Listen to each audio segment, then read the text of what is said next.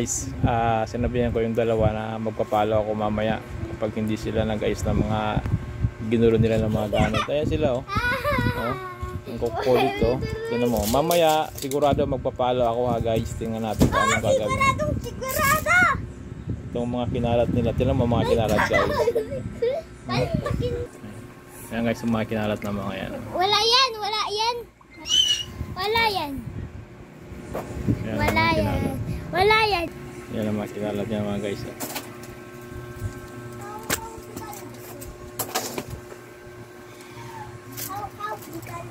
Ano ba? Ano ba? Ano na ito kasi naisip ko?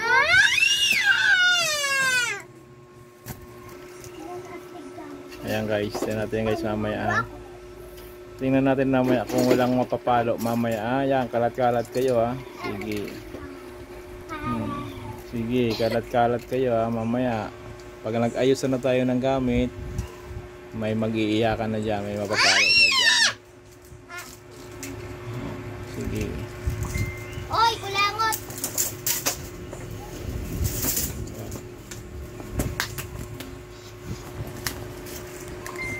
Pag may umiyak, palo kayo.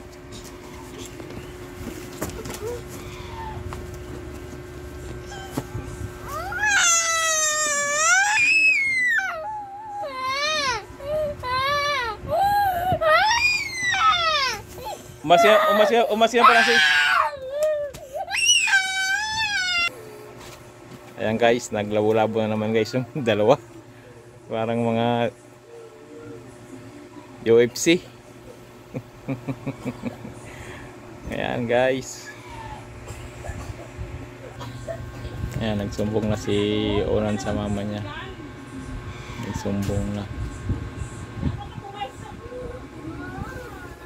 Mama! Hindi ko nadumuha sa ilong ko. Tinamaan yan? Nga na ba nga doon dumuha eh? Naku talaga ito si kuya.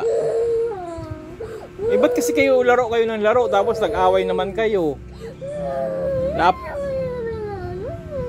Nakita kasi sa video, inapakan mo siya sa mukha.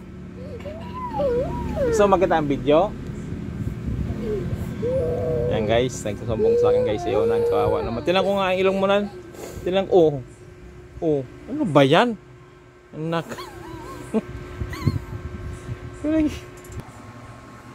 Yan guys, may kasalanan guys.